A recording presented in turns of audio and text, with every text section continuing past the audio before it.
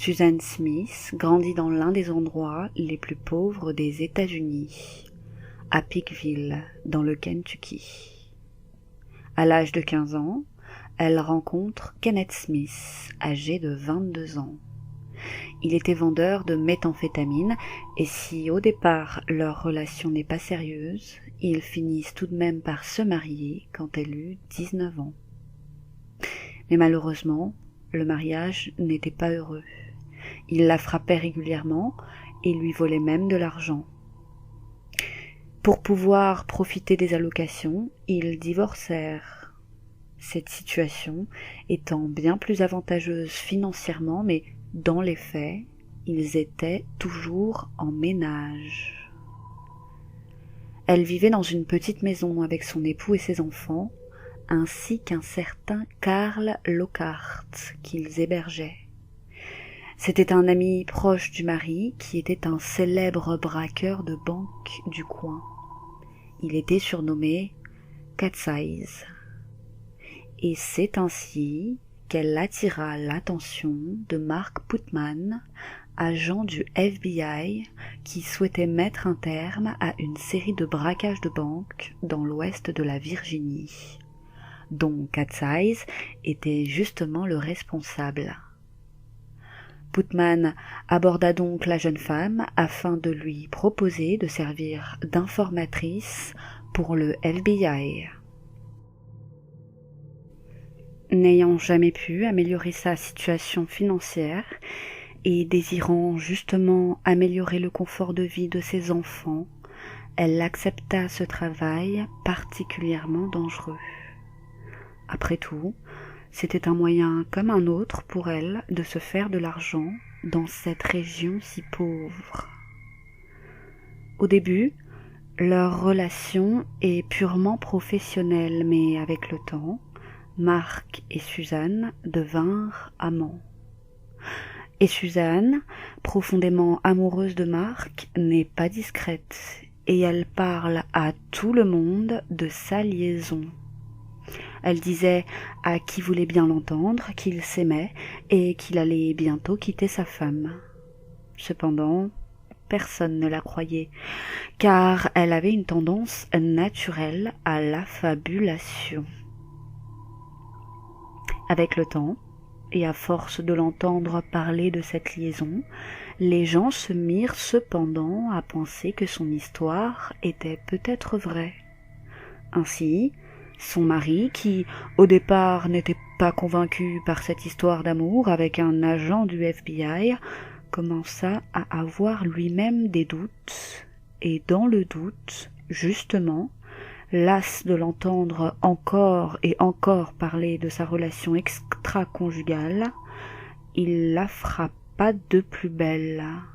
Mais elle s'en fichait, elle continuait de s'épandre sur cette relation. Comme elle n'arrêtait pas, son époux essaya de la séparer de Mark en lui rappelant qu'ils avaient des enfants. Mais Suzanne s'en fichait, tant qu'elle pouvait avoir Mark, le reste lui importait peu. Elle était prête à tout quitter pour lui. Lasse de cette situation et étant déjà divorcée, le mari finit par demander la garde de ses 2 enfants, garde qu'il obtint.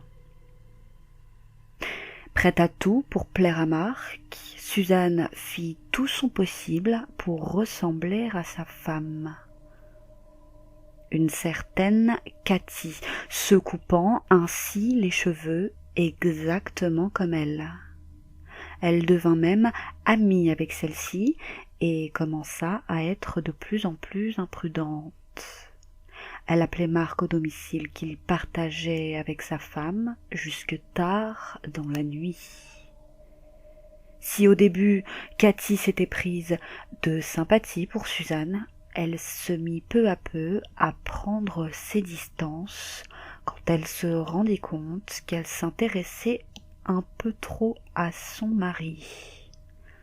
Elle avait même remarqué qu'elle était souvent sous l'influence de drogue quand elle était à leur côté. Pour toutes ces raisons, et surtout parce que Mark avait peur de perdre sa famille et que sa hiérarchie ne soit au courant, il décida de prendre ses distances avec sa maîtresse. Il demanda à ce qu'un autre agent lui soit assigné.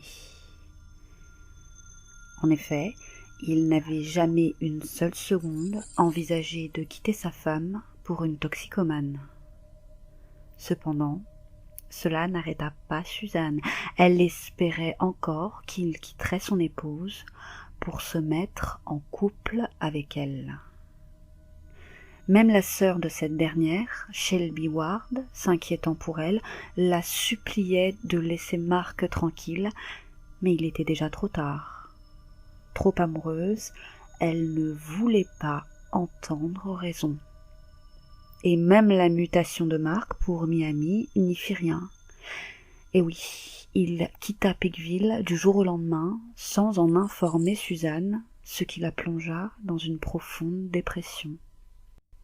Elle finit tout de même par obtenir son numéro, mais tous ses appels restaient sans réponse.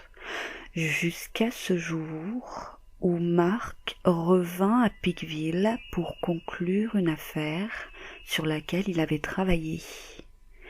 Il accepta de revoir Suzanne et l'emmena dans un endroit isolé. Endroit où elle lui annonça qu'elle attendait un enfant de lui. Il lui répondit qu'il n'avait aucune intention de quitter sa femme et lui conseilla même d'avorter ou bien de le laisser adopter l'enfant afin qu'il puisse l'élever avec sa femme Cathy. Mais ces paroles mirent Suzanne hors d'elle. Ils se disputèrent et elle menaça de révéler leur liaison à sa femme ainsi qu'à ses supérieurs hiérarchiques. Et dans un moment de rage, Mark l'étrangla. Plus tard, et sans nouvelles de sa sœur, Shelby, qui se doutait bien que Mark avait quelque chose à voir avec sa disparition, appela à de nombreuses reprises la police et le FBI. Elle menaça même d'aller voir la presse, mais une année passa et rien ne fut fait. Pendant ce temps, Mark Putman était rongé par la culpabilité de ce secret trop lourd à porter. N'ayant a priori pas prémédité le meurtre, il en était terriblement affecté. Il avait des diarrhées, ne s'alimentait plus, perdait beaucoup de poids et avait même fini par développer une maladie de peau. Il finit par craquer et, poussé par la culpabilité, il avoua son crime à la police. Face à ses aveux, les enquêteurs furent très surpris qu'un agent du FBI tel que Mark, qui semblait tout avoir, une femme magnifique, de beaux enfants, une belle situation, ait pu commettre un tel crime. La nouvelle surprit tout le monde, surtout ceux qu'il connaissait. Pour eux, c'était un homme respectable et aimant. Il finit par conduire la police au corps de la malheureuse. Sur la scène du crime, on retrouva ses ossements dispersés par les animaux, le collier en or de sa sœur, ainsi que ses ongles peints d'une couleur flashy. Selon le rapport de police, son corps aurait roulé en bas de la colline et se serait coincé dans quelque chose. Mark Putman avoua qu'avant de pousser le corps de sa maîtresse, enceinte de 4 mois dans le ravin, il l'a déshabillée. Il lui retira le short qu'elle portait, qui était le sien, et qui était bien trop grand pour elle, ainsi qu'un t-shirt qu'elle lui avait également emprunté. Quand il fut interrogé par les inspecteurs, ils lui demandèrent s'il avait aimé Suzanne. Ce à quoi il répondit que non. Il avoua qu'il ne la trouvait même pas jolie, mais qu'il aimait son sourire. Il affirma aussi n'avoir couché avec elle que quelques fois, ce qui est contredit par les preuves découvertes par les enquêteurs. En effet, de nombreuses notes d'hôtel prouvent que les deux amants ont couché ensemble bien plus que quelques fois. Ils ont aussi trouvé des preuves indiquant que les amants avaient même des relations intimes au domicile de Mark lorsque sa femme, Cathy, qui ne supportait pas la petite ville de Peakville, était chez ses parents dans le Connecticut. Il affirma aussi qu'elle n'avait pas l'air enceinte au moment des faits. Mais encore une fois, c'était faux. Car une photo de Suzanne, prise peu de temps avant sa mort, montrait un ventre déjà bien rond. Cathy, la femme de Mark, resta à ses côtés jusqu'à la fin de sa vie, mais elle fut terriblement marquée par ce drame tragique qui lui brisa littéralement le cœur, et pour cause, elle décéda d'une crise cardiaque le 5 février 1998 à seulement 38 ans. Devenue alcoolique après cette sordide affaire, les gens disent qu'elle but à en mourir.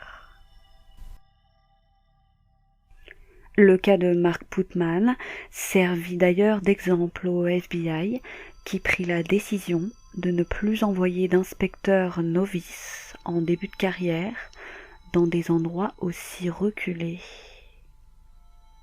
Mark Putman fut libéré de prison en l'an 2000 et après avoir purgé seulement 10 ans sur les 16 ans auxquels il avait été condamné, car c'était un prisonnier modèle.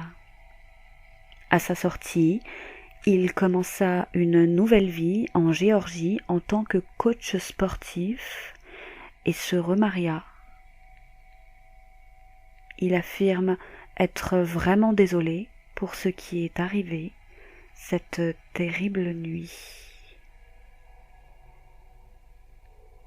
Et pour la petite histoire, Mark fut le premier agent du FBI en service à avoir été condamné pour meurtre.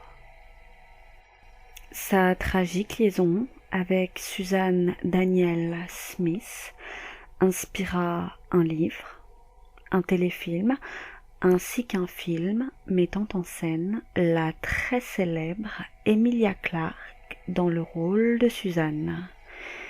Il travailla même en tant que consultant pour ce film basé sur sa vie. Ce film, pour la petite info, sortira bientôt dans les salles. C'est tout pour aujourd'hui. Merci de nous avoir suivis et à bientôt pour une autre triste histoire.